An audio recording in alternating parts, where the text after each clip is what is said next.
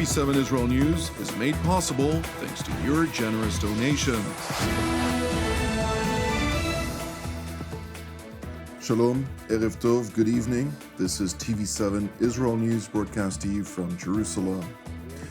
Israeli Defense Minister Yisrael Katz approves the enlistment of an additional 60,000 IDF troops ahead of the military's decisive operation against Islamist Hamas in the Gaza Strip. Jerusalem has yet to formally respond to the latest Egyptian-Qatari proposal for ending the war in Gaza. Israeli Prime Minister Benjamin Netanyahu accuses his Australian counterpart, Albanese, of betraying Israel and abandoning Australia's Jewish community.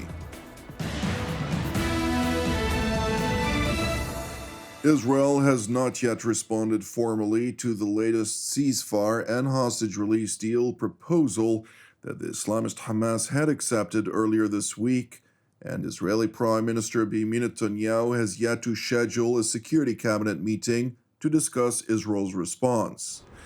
In parallel, however, Israeli Defense Minister Yisrael Katz, in a meeting with IDF Chief of General Staff Lieutenant General Eyal Zamir at Southern Command this morning, received a comprehensive situational assessment of the Gaza Strip and the plans for the looming offensive against Hamas and its terror affiliates, after which Jerusalem's top defense official approved the enlistment of an additional 60,000 IDF reserve troops and the extension of an additional 20,000 reservists. Defense Minister Yisrael Katz subsequently announced, quote, "We now call to the flag our heroic soldiers in the reserves, regulars, and our professional ranks to bring about the release of the hostages, the surrender of the Islamist Hamas, and the end of the war on the terms set by Israel. I instruct you to use all tools and all power to strike the enemy until it is subdued and to protect the IDF soldiers." Meanwhile, the IDF will begin to issue call-up orders to the 60,000 reservists to facilitate the effort to conquer Gaza City. The soldiers will be obliged to report for duty in another 2 weeks' time, when they are due to join another 70,000 reservists who have already been mobilized and are deployed in several different sectors ahead of the large-scale offensive. Turning to Doha, where Qatari Foreign Ministry spokesman Majed Al-Ansari urged Israel to accept the agreement, which he highlighted represents for the Qataris the best possible option to end the war. This proposal for us represents the best possible option within the framework of stopping the bloodshed of our brothers in the Gaza Strip, especially within the framework of the ongoing military escalation and the plans that we all know and hear about in the media. Therefore, this proposal will include a path to reach a comprehensive agreement to end the war. It also includes a temporary ceasefire for a period of 60 days. During this temporary ceasefire, a number of prisoners and hostages will be exchanged.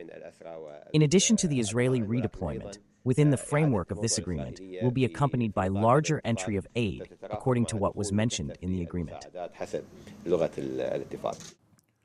is important to highlight that while the Qatari-Egyptian proposal that was agreed by Hamas is characterized as near identical to the American proposal that the Palestinian terror group had rejected a couple of weeks ago, the new proposal is nonetheless different, including in relation to the expected repositioning of IDF troops during the proposed 60-day ceasefire. Meanwhile, in Washington, White House Press Secretary Caroline Leavitt was asked about whether the United States was supportive of the Qatari-Egyptian proposal and whether it was involved in its formulation in any way. I don't think it's a coincidence that Hamas accepted this proposal after the President of the United States posted a very strong statement about this conflict on Truth Social yesterday. I would refer you back to that statement. As for this proposal that Hamas has now accepted, the United States continues to discuss it, and I'll let the President weigh in on it definitively. Meanwhile, residents of the Gaza Strip responding to whether they believe Israel would accept the Qatari-Egyptian outline voiced mixed reactions.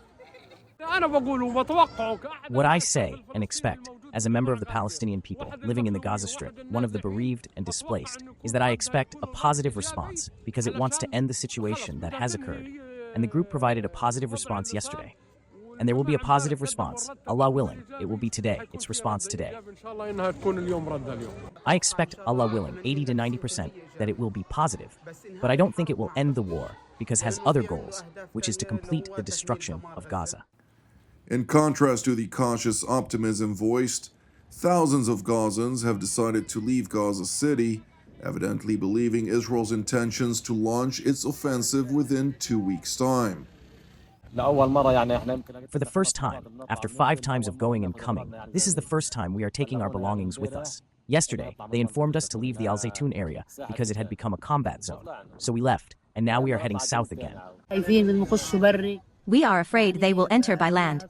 We left and took a few belongings, and are heading south to find a place to stay and secure ourselves. In other related news, tensions between Israel and Australia continue to fester, following consecutive anti-Israel decisions by the Australian government to include its decision to recognize a Palestinian state absent any political process, alongside with Canberra's decision to bar entry of a number of Israeli lawmakers and former officials. Prime Minister Benjamin Netanyahu responded with a statement on his X account in which he stressed that history will remember Australia's Prime Minister Anthony Albanese for what he is, a weak politician who betrayed Israel and abandoned Australia's Jews. Australian Prime Minister subsequently did not delay a response. I don't take these things personally. I engage with people. Diplomatically, he's had similar things to say about other leaders. What I say is that Israel, of course, increasingly there is global concern. And global concern because people want to see an end to the cycle of violence. Albanese continued by claiming that while he remains resolute in Canberra's demand for Jerusalem to end the war, he views also the visit by some Israeli officials as bringing the conflict to Australia. We'll continue to put forward Australia's position. And Australians want those two things. They want the cycle of violence to stop, and they don't want conflict brought here. And that is very clear, and that's been the response from leaders of the community. Turning to Washington, where the U.S. National Security Council's Senior Director for Counterterrorism, Dr. Sebastian Gorka, in a Q&A session with Hudson Institute's Dr. Mike Duran, stressed that from U.S. President Donald Trump's perspective, the most pressing threat that requires Washington's attention in the Middle East is no other than the Islamic Republic of Iran. You need to understand one thing. When the president looks at the region, he doesn't slice it down into cylinders of excellence. He doesn't care if you're the Syria desk officer or the natural resources expert.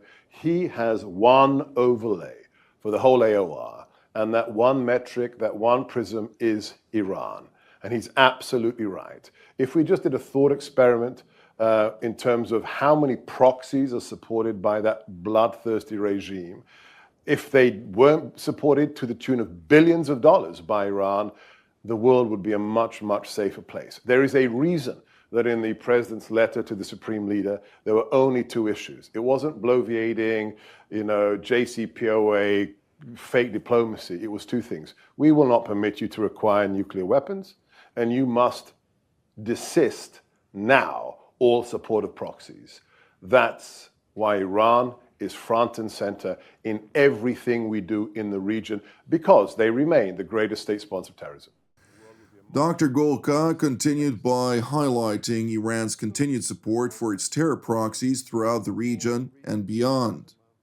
If you just do the open source investigation, the sheer amount of monies that Tehran are providing these proxies, if you're not in our world, you know the numbers, but if you're not in our world, the literal billions of dollars that are being taken out of the coffers of the Persian people and the minorities that live in Iran to fund literal insurgents and terrorist groups, if a fraction of that figure were actually able to penetrate into the conscience of those living in that regime, I think we'd see a very different Persia.